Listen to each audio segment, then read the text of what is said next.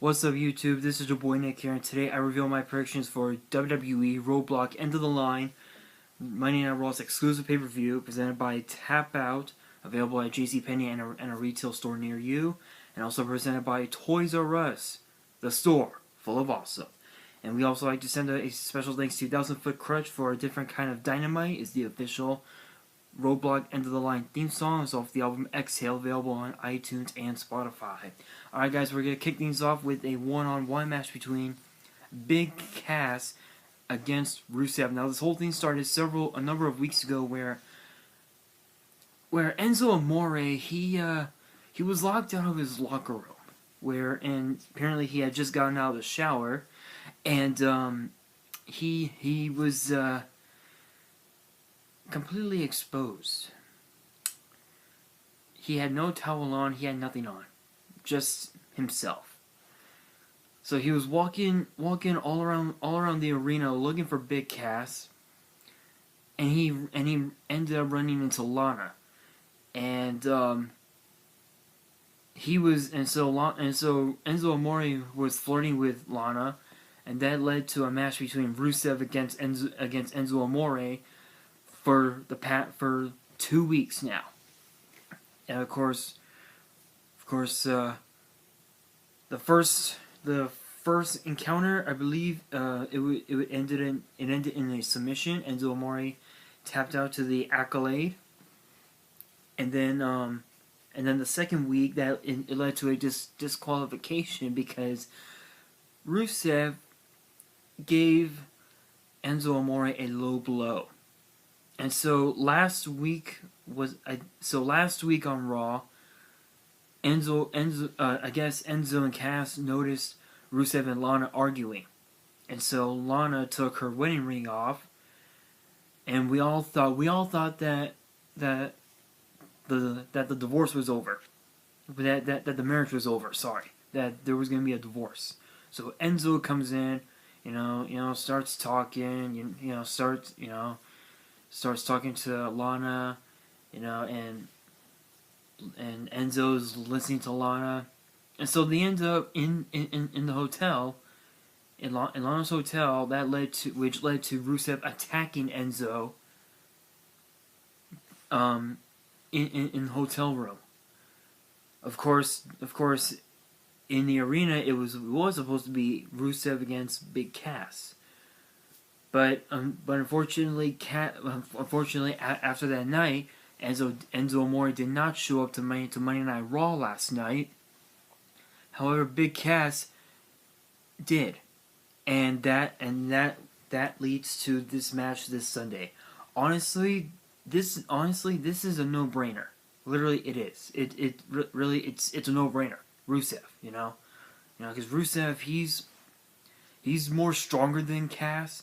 Sure, Cass may be 7 foot tall, and he weighs like what, 273, 275, but Rusev weighs 308 pounds, and that says a lot about a man.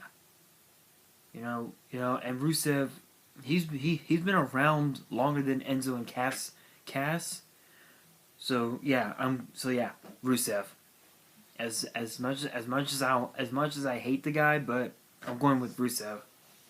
Alright guys, now we move on to another one-on-one match between this time it's between Sami Zayn and Braun Strowman. Yes, you heard it right. You heard that right. Sami Zayn, Braun Strowman. This whole thing started after Survivor Series, where Sami Zayn failed to take the Intercontinental title from The Miz and bring it to Raw. They came up, so General Manager Mick Foley and Raw Commissioner Stephanie McMahon came up with the match for Sami Zayn as a consequence. So he was forced to go up against Braun Strowman. Unfortunately, that led from a consequence to total destruction. So for over the past month, Sami Zayn has wanted Braun Strowman, and Mick Foley just kept on saying, no, you can't, whatever. So last night, we all thought that there would be a trade for with Sami Zayn for supposedly Eva Marie. But really there was no trade. Mick Foley just wanted to see if Sami Zayn had that inner darkness, in that inner rage in his heart. Unfortunate, and we all knew, and we all found that out last night. Sami Zayn had that inner rage, and yeah, that leads up to this Sunday. Honestly, I gotta hand it to Sami Zayn. It takes balls. Alright? It takes balls for a guy like Sami Zayn to stand up to a guy like Braun Strowman. Now, I know that there are kids who are watching this video. That watch my videos. So for the parents out there who are watching this video right now, I apologize for my language. But again, it takes guts, if you will, for a guy like Sami Zayn to do that. Anyway, yeah. Sami Zayn is one tough guy. He defeated his longtime best friend Neville in NXT to become NXT champion. He stood up against Shinsuke Nakamura in Nakamura's NXT debut at NXT TakeOver Dallas earlier this year. So I think Sami Zayn, I think he can do it. I think that Sami Zayn will actually has what it takes to defeat Braun Strowman. Alright guys, now we move on to the Cruiserweight division as Rich Swann, the new Cruiserweight champion, will be defending the title against TJ Perkins and the Brian Kendrick in a triple threat match.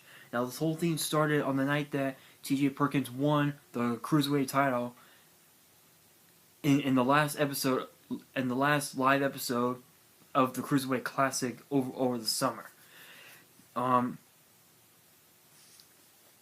Brian Kendrick won the title from Perkins. I believe it was at Clash of Champions earlier this year. That led to which led to Rich Swann pinning Kendrick not once, not twice, but like 3 times. And on 205 Live on the WWE Network a couple of weeks ago, Rich Swann defeated Kendrick by pinfall, becoming the new Cruiserweight champion. And of course, I think last week on 205 Live, Rich Swann pinned Kendrick again, but that was because TJ Perkins got in the way. So we do have this match this Sunday at RoadBlock. Honestly, I'm gonna have to go with Perkins on this one because even though this is a triple threat match, meaning where in which the match the champion doesn't have to be pinned. I think that Perkins can use that to his advantage. So I'm going with TJ Perkins on this one. Alright guys, now we move on to the Raw Women's division as Sasha Banks defends the Raw Women's Championship for the final time against Charlotte, but this time it will be a 30-minute Iron Man match. Now for those of you who are not aware of what an Iron Man match is, the rules are simple. There will be 30 minutes on the clock, and from what I understand, I believe there will be a 1-minute intermission for every fall. A fall can be earned by pinfall, submission, disqualification, or countout, and whoever has the most falls within the 30 minutes will become Raw Women's Champion. Now, as Corey Graves mentioned on Raw last night. Whoever wins this match, it doesn't. He said it doesn't really matter who wins this match. The rivalry will be over. This rivalry will be the end of the line. So this is going to be one of the hardest matches. This is going to be one of the toughest matches that Charlotte has ever been in, because Sasha Banks knows what it's like to be a part of an Iron Man match. In fact, I believe it was last year. Bayley and Sasha Banks were battling over the NXT title, and their last encounter was in a Iron Man match. And I believe Bayley won that one. So I think that with the knowledge that Sasha Banks has, I think that she can do it. I think she can finally break the record that Charlotte has with 16, 17 pay-per-view wins. I think she can break it. Alright guys, now we move on to another one-on-one match. This time it is Chris Jericho against Seth Rollins. Now this has been going on for quite some time. So this is another one of those matches where it is truly the end of the line. Honestly, I've heard rumors over the last few weeks that Jericho is supposed to be leaving WWE to go to do another tour with Fozzy, with his band Fozzy, sometime in the spring. I'm not really sure when, but it might happen. So in this case, and also not to mention the fact that Jericho had told Kevin Owens last night on Raw that he's done, that he's done being Kevin Owens' friend. So I'm gonna have to go with Seth Rollins on this one, because because knowing Seth Rollins, he can use that to his advantage. In fact, he can use pretty much anything to his advantage. That's why he's called the Architect. Alright guys, now it's time for a main event. It is for the WWE Universal Championship, as Kevin Owens defends the title against the United States Champion Roman Reigns. This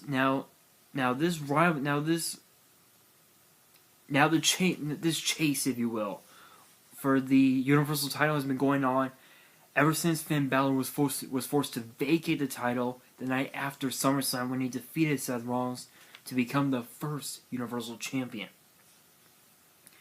Kevin Owens ended up being Triple H's new, as Seth Rollins calls it, Golden Boy, and Roman Reigns was part of the chase for a while.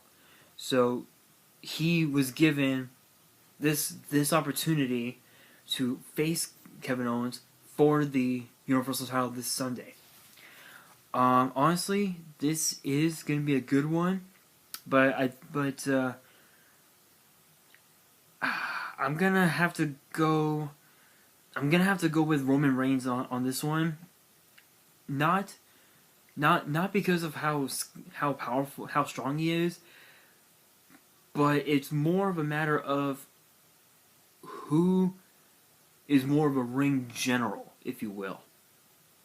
It is true that Kevin Owens has been in the professional wrestling business longer than Roman Reigns, but I think with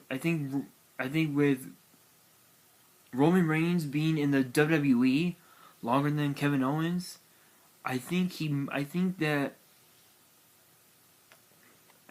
his strategy would just to be hit hard, hit fast, and just try and go for a quick cover, quick pinfall.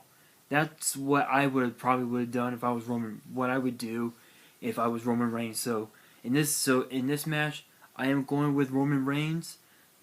But at the same time, this is another one of those matches where I cannot call because they're both pretty good. Alright guys, well that is it for this video. Be sure to post in the comments below. Let me know which match you're looking forward to. Also, be sure to like and share this video with your friends, and be sure to subscribe for more WWE and Yu-Gi-Oh videos. And also be sure to follow me on Twitter for everything WWE and everything Yu-Gi-Oh! At WWE_Minister for rumors, match card updates, news, and more. And also at Yu-Gi-Oh! Player 96 for future openings, deck profiles, binder updates, and more. I'll have links in the description below so you can check me out. And also don't forget to watch WWE Tribute to the Troops tomorrow night at 8/7 Central, only on the USA Network, where it's the one night of the year where the WWE pays tribute to the troops. And on that, this is your boy Nick here, signing off, and happy holidays, everybody.